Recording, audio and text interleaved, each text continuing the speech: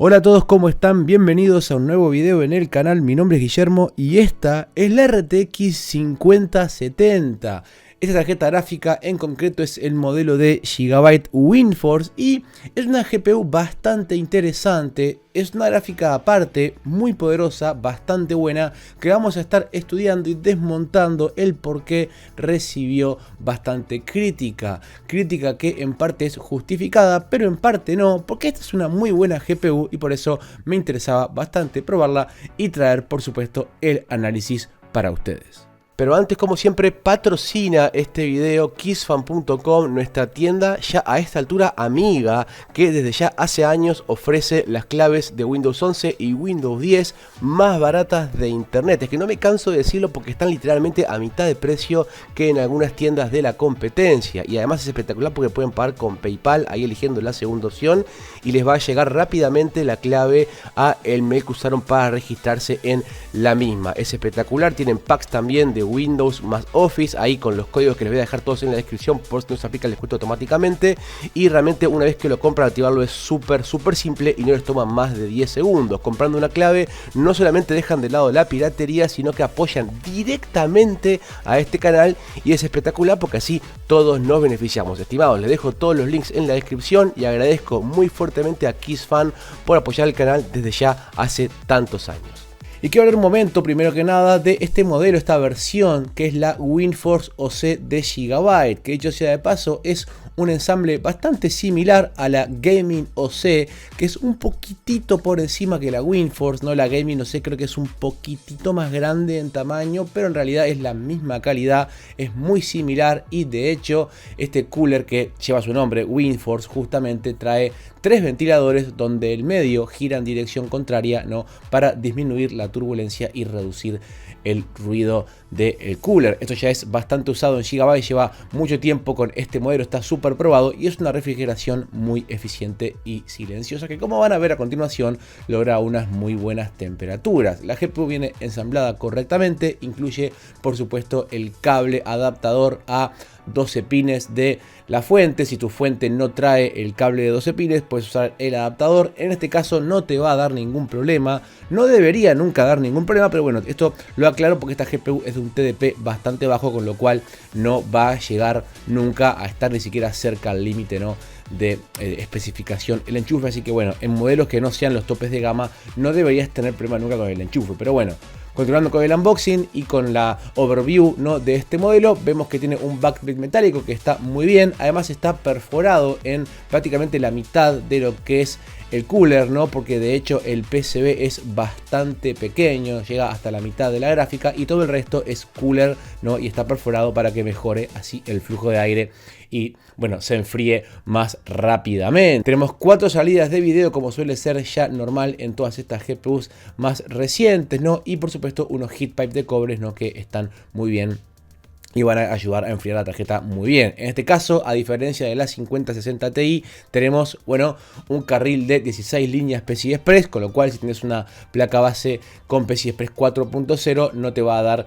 cuello de botella, ¿no?, porque tenés las 16 líneas, ¿no?, a diferencia de la 5060 Ti que venía con 8 y lo habíamos criticado. De resto es un ensamble bastante sólido, bastante intermedio y realmente muy fácil de recomendar. Ya hablando de las especificaciones, ahora sí, de la 5070 tenemos evidentemente arquitectura Blackwell de última generación con el chip GB205 con 6144 núcleos CUDA, ¿no?, que esto es un poquito más de lo que tenía la 4070, que venía con 5888. Después, bueno, respecto a los RT Cores y Tensor Cores, tenemos 192 Tensor Cores y 48 RT Cores, que eso también es sensiblemente más que los que traía la 4070 con 184 Tensor Cores y 46 RT Cores. Es una diferencia pequeña. De hecho, la diferencia es de tan solo 2 RT Cores más que la 4070 y 8 Tensor Cores más que su antecesora. Entonces las especificaciones son bastante parecidas, teniendo en cuenta que este chip también está bajo la misma litografía, ¿no?, que la generación anterior. Sin embargo, donde sí hay una diferencia bastante grande es en la memoria, porque esta ya viene con GDDR7 en lugar de GDDR6X como la de la generación pasada, pero mantiene el bus de 192 bits y también mantiene los 12 GB de VRAM. Y esta es una GPU orientada a 1440p, con lo cual, bueno, estos 12 GB vamos a ver si alcanzan o no. Yo ya les adelanto que sí alcanzan, pero bueno, vamos a ver más que nada en las pruebas de render y todo eso, a ver qué tal se desempeña. Pero en especificaciones realmente está bastante bien. Obviamente es un chip que tiene un recorte masivo respecto a la 5090 y también respecto a la 5080. Así que ya veremos qué tal se posiciona en desempeño. Vamos a ver algunas pruebas en juegos, en productividad y al final hablaremos, ¿no?, del cambio que hay respecto a la generación pasada y también de toda la polémica que hubo cuando esta GPU se anunció. En las pruebas en gaming nos vamos a centrar evidentemente en 1440p porque es para lo que está pensada esta gráfica. Si te la compras para 1080 te va a dar más rendimiento y si la querés usar en 4K, bueno, te va a dar menos rendimiento o vas a tener que hacer más sacrificios gráficos, sobre todo si querés correr Ray Tracing con esos 12 GB de VRAM. Así que 1440p es una resolución, creo, mucho más acertada y perfectamente adecuada para esta gráfica. Empezamos con, bueno, Horizon Zero Dawn Remaster. Este juego no tiene Ray Tracing, pero sí ya trae DLSS 4. Todos los juegos que vamos a probar ya pueden usar DLSS 4, la mayoría, y realmente en el modo calidad creo que no hay ninguna pérdida en utilizarlo. DLSS 4 en modo calidad, 1440p con todo en ultra. Y el juego ya nos está dando una media de 142 cuadros por segundo a 1440p. Y esto sin usar la generación de fotogramas. Eso lo vamos a ver luego, ¿sí? Luego vamos a ver el tema aparte de la generación de fotogramas y el múltiple frame generation. Pero en este caso, cuando tenés ya 144 prácticamente FPS, no más de 100 FPS, realmente ya el usar el múltiple frame generation es hasta redundante. Pero bueno, en fin, muy buena experiencia, ¿no?, en este título a esta calidad y en esta configuración. Pasamos ahora a Expedition 33, este precioso juego que corre también en Unreal Engine 5. Lo tenemos configurado a 1440p con todos los gráficos en la máxima calidad posible hasta arriba con DLSS en calidad. También sin generación de fotogramas por ahora, pero ya nos está dando una media de 73 cuadros por segundo. Insisto, 1440p, DLSS calidad que se ve brutal, porque realmente se ve brutal, el DLSS calidad se ve brutal y bueno, ya tenemos una muy buena tasa y mucho margen para jugar con la configuración o activar generación de cuadros. También un desempeño sólido en un juego que es realmente bastante pesado. En God of War Ragnarok también el port a PC quedó con una optimización excelente y acá lo estamos corriendo a 1440p también con todos los gráficos en ultra hasta arriba en la máxima calidad posible con DLSS en calidad. Insisto, acá a veces lo prendo, a veces lo apago, porque en realidad DLSS calidad te va a aportar rendimiento extra y no te va a quitar nada de calidad. Se ve excelente y entonces yo creo que ya en este punto, digo, no tiene sentido no usarlo, es parte de la gráfica. Como les dije recién, en la Playtale Requiem lo dejé apagado para que vean la potencia bruta, pero digo, si lo prenden, si lo apagan, el juego va a ganar rendimiento siempre y se va a ver bien. Por eso siempre recomiendo usar DLSS 4, ya sobre todo en estas GPUs, porque realmente no tenés ningún compromiso en los gráficos. Fíjense, 160 cuadros por segundo promedio. Realmente es una experiencia exquisita ahí peleando todo con cosas pasando en pantalla. Así que nada que decir, el juego corre de manera excepcional en esta 5070. En la Playtale Requiem, de momento, sin Ray Tracing, esto es solamente con el juego en la máxima calidad en ultra y también sin DLSS, nada. El juego está solamente con la pura potencia de la gráfica y mírenlo ustedes. Tenemos más de 90 cuadros por segundo, insisto, acá, sin activar DLSS ni generación de fotogramas. O sea, lo mismo, si acá activáramos la generación de fotogramas tendríamos mucho más rendimiento. Ahora, como vamos a ver, al activar Ray Tracing baja el rendimiento bastante, pero como digo, hay mucho margen. Esta es una GPU que ya tiene una potencia de rasterización significativamente alta, lo cual nos da para jugar mucho más con la configuración. Pero así, si querían ver potencia bruta, realmente está muy bien. Ahora, cuando activamos el Ray Tracing y también el DLSS en calidad, acá obviamente al activar Ray Tracing baja notablemente el desempeño, porque recién teníamos 90 cuadros por segundo y ahora tenemos en torno a 80, pero porque estamos activando el DLSS calidad. Así que con DLSS calidad y también trazado de rayos en las sombras, que como habrán visto se ve igual, realmente este juego se ve igual, las cosas como son, se ve igual. Bueno, tenemos en torno a 80 cuadros por segundo ya con Ray Tracing encendido. Así que bueno, al usar DLSS prácticamente se está mitigando la pérdida de desempeño que te consume, ¿no? Justamente el activar el trazado de rayos. Así que digo, realmente es muy usable y acá también se podría activar la generación de fotogramas si así lo deseáramos. En Cyberpunk 2077 acá ya me paso directo a los juegos con Ray Tracing porque digo, es para lo que está pensada la gráfica y además Cyberpunk es como, bueno, un juego que está súper bien optimizado y muy abanderado con Nvidia, así que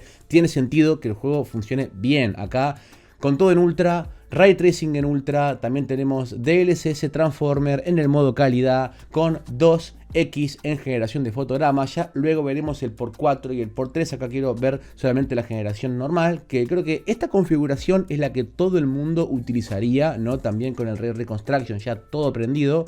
Y tenemos en el orden de los 130 cuadros por segundo. Muy buen desempeño en esta configuración que yo creo que ya todo el mundo va a utilizar sin tener ningún problema en el rendimiento. Ya como los fotogramas base son buenos, la generación de fotogramas hace un buen trabajo y realmente es una buena experiencia. Más de 120 cuadros por segundo ya con Ray Tracing en ultra y a 1440p.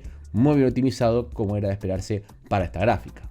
En Hogwarts Legacy a 1440p con todos los gráficos al máximo, Ray Tracing en ultra en todas las opciones, todo hasta arriba. Acá en realidad no usé DLSS, no por pretender nerfear la gráfica, sino porque en realidad al activar DLSS tengo cuello de botella, incluso con un CPU ultra tope de gama como el que estoy usando. Cuando en este juego prendes Ray Tracing, si usas un reescalado vas a tener tantos FPS que vas a tener cuello de botella. Así que yo acá encontré esta escena en donde se puede probar el juego bien, digamos con la gráfica al 100% de uso. Insisto, acá prender DLSS te va a dar cuello de botella. Yo eso fue lo que pude comprobar, por lo menos con este CPU, ¿no? Así que digo, acá se ve bien el rendimiento y tenemos más de 100 cuadros por segundo. Tenemos en torno a 102 cuadros por segundo promedio en esta escena que ya, bueno, exige al 100% la GPU. Insisto, acá prendiendo DLSS me va a dar más FPS, pero ya la gráfica va a bajar bastante su porcentaje de uso. Eso fue lo que yo pude comprobar en otro tipo de escenarios. Pero bueno, 100 FPS sin reescalado me parece una barbaridad y el juego corre espectacularmente bien. En la prueba de benchmark de Monster Hunter Wilds tuvimos un desempeño extraordinario, realmente 80 cuadros por segundo, 79,5, bueno 80 redondeando, ¿no? En este juego que realmente no está tan bien optimizado para Nvidia, sin embargo acá en esta gráfica tuvimos considerablemente más rendimiento que en la 5060 Ti de 16 GB que probamos la vez pasada, ¿no? Y esto está configurado con todo en ultra, en la máxima calidad posible, con el Ray Tracing también en la máxima calidad posible y está con el DLSS en calidad, lo mismo, ¿no? Tenemos 1440p y acá sin necesidad de usar generación de fotogramas, porque yo entiendo que eso tiene que ser un opcional si alguien lo quiere activar. Ya el desempeño de la GPU con DLSS, que no te quita calidad y no compromete nada a los gráficos, tenés 80 cuadros por segundo de base para después, si querés, de ahí activar Frame Generation. Realmente muy buen performance en la máxima calidad posible. En Avatar Frontiers of Pandora tenemos también un desempeño que es sustancialmente más alto que el que había dado la 5060 Ti. Tenemos 101 FPS en promedio, esto es en la máxima configuración gráfica. Recuerden que este juego ya trae Ray Tracing incorporado que no se puede apagar, está siempre presente. Así que bueno, 101 cuadros por segundo con el DLSS en calidad me parece una marca muy buena de desempeño. Realmente no hay nada que objetar. Acá en este juego no se puede activar la generación de fotogramas por DLSS, es solamente por FSR, con lo cual, bueno, no hace falta ni siquiera pasarse a FSR para activar la generación de fotogramas, porque ya de por sí tenés 101 cuadros por segundo. Realmente muy buena experiencia, insisto, ya un salto bastante grande a lo que daba la 5060 Ti y por supuesto un performance muy decente, mucho más que aceptable. Y finalmente en Blood Myth Wukong, acá ya usando trazado de rayos completo, o sea Path Tracing en medio, con todo en cinematográfico, excepto las sombras que están en muy alto, y también, bueno, DLSS cálida y generación de fotogramas. Tenemos un desempeño súper correcto del orden de los 70 y pico cuadros por segundo. Alguna que otra inconsistencia acá de artifact en el generador de fotogramas, eso lo vamos a ver en breve, pero bueno, es una experiencia muy buena y se nota que está muy bien optimizado. Bueno, y acá tienen la RTX 5070 modelo WindForce de Gigabyte.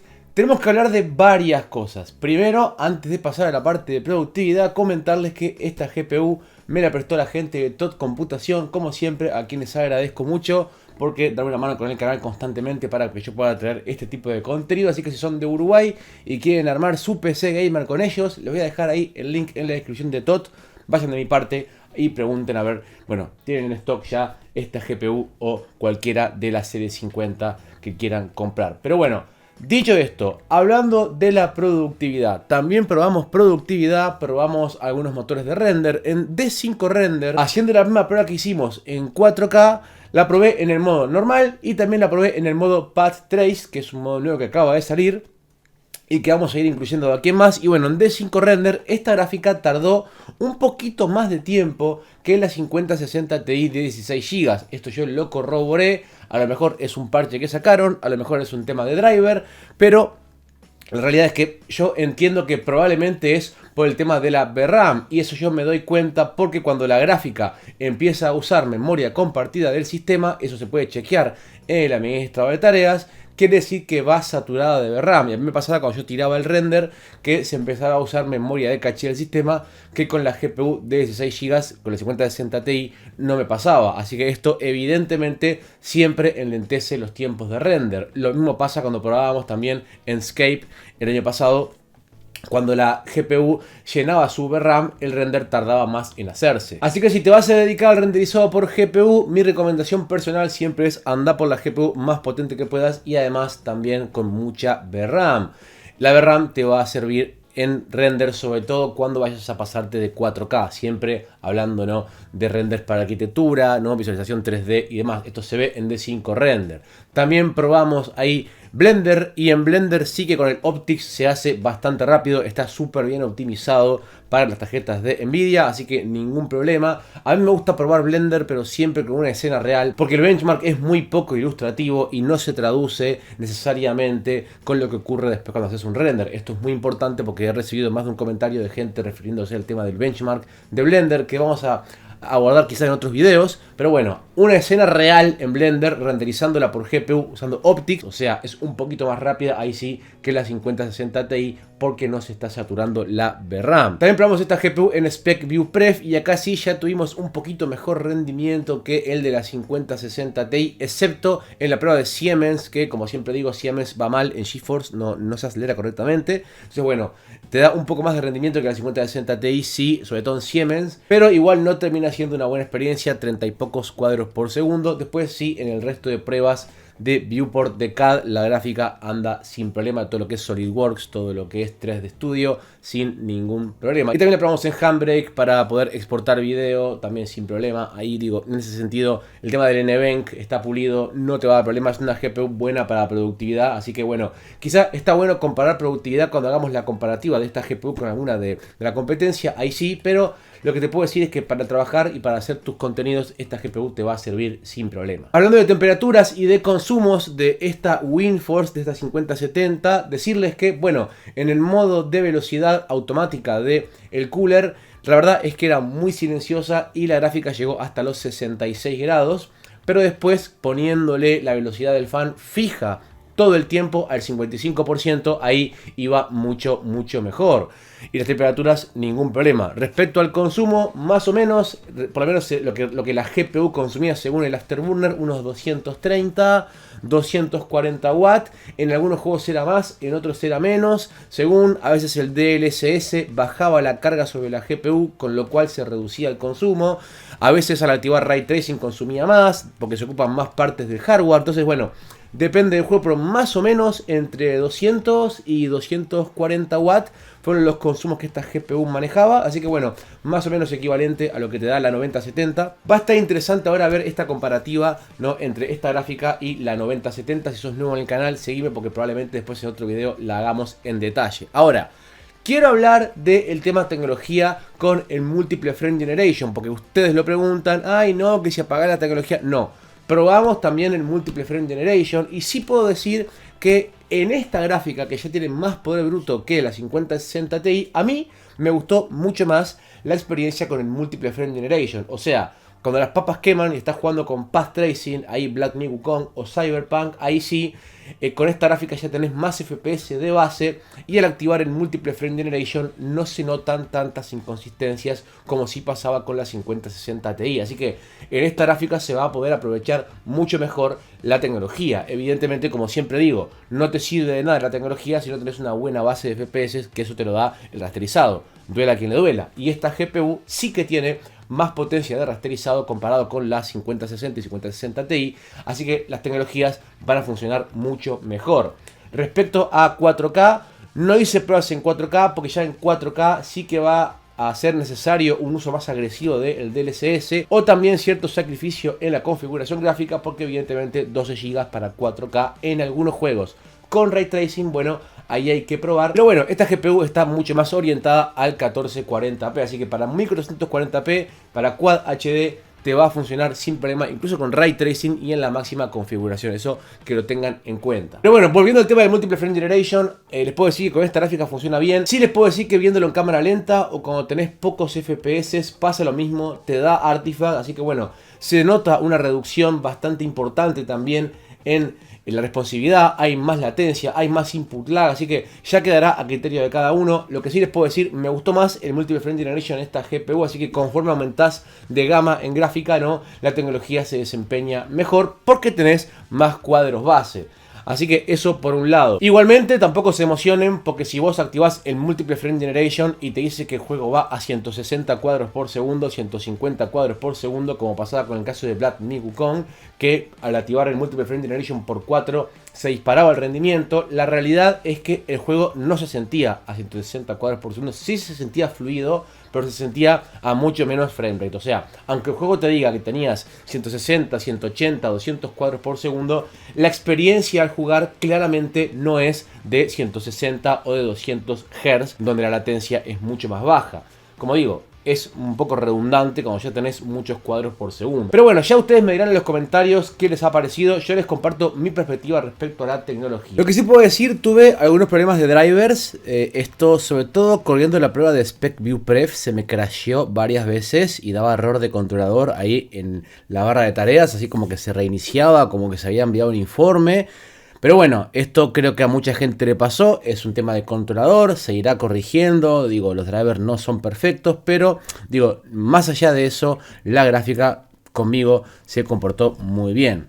Así que ahora, antes de cerrar, tema polémica, ¿qué pasó con esta gráfica? ¿Por qué recibió muchas críticas diciendo que era la peor gama 70 de la historia y no sé qué? Y bueno, y esto que se hizo bastante viral en su momento, sobre todo porque cuando el anuncio de esta GPU se dijo específicamente rendimiento de 4090. RTX 5070, 4090 performance at 549.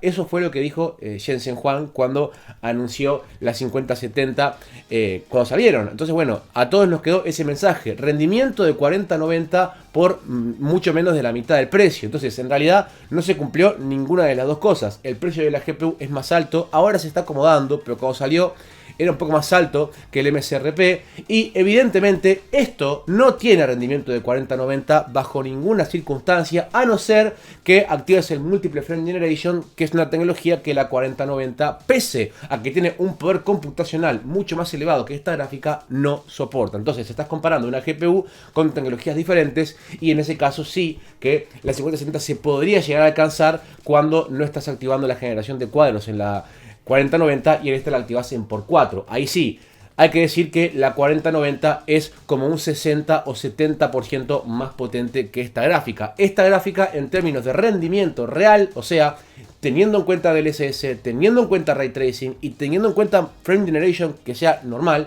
por 2, sin por 4 o por 3, te va a dar un desempeño aproximadamente al de una 4070 Super o bien al de una 3090, más no una 4090. Y a ver, que esto no se malentienda, porque una cosa es que la gente esperase rendimiento de 4090 de esto, y otra cosa es lo que la gráfica rinde. La gráfica es muy buena, aunque no se acerque a la 4090. Es una gráfica con performance de 3090 consumiendo 200 y pocos watts. Así que mala GPU no es. Lo que sí, evidentemente, lo que se critica es que el salto de rendimiento respecto a la gama anterior es bastante pequeño, por no decir nulo, porque en realidad esta GPU es a duras penas como una 4070 Super, que ya de por sí era buena. Entonces, si el año pasado decíamos que la 4070 Super era tan buena, bueno, esta que rinde lo mismo, yo no me explico por qué se dice tanto que es una mala gráfica. Insisto, el salto generacional respecto a la gama anterior es muy pequeño, como en todas las GPUs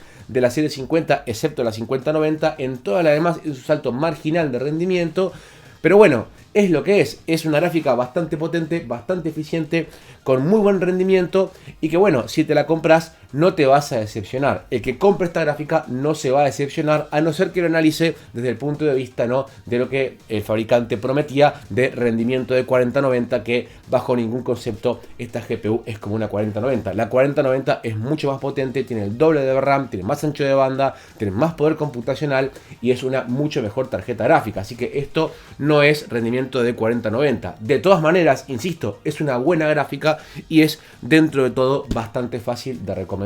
Lo que queda por ver ahora es, bueno, una comparativa a igualdad de condiciones larga y tendida con la RX 9070, que es la competencia, que de hecho viene con un 50% más de memoria que esta GPU y además también es más rápida en rasterizado y en teoría cuesta menos. Así que ya eso lo vamos a ver en otro video. Así que si este video te gustó, apoyalo con un me gusta para que más gente lo vea. Déjame tu comentario a ver si compraste esta gráfica, qué te ha parecido. Como digo, a mí me ha gustado. Creo que es un hate injustificado, pero justamente el hate le vino por la promesa incumplida de rendimiento y no porque la gráfica en sí sea mala. Así que creo que hay que saber separar y no sacar tanto las cosas de contexto. Que no sea como una 4090 no quiere decir que la gráfica sea mala. Así que ya me podrán ustedes escribir abajo su opinión.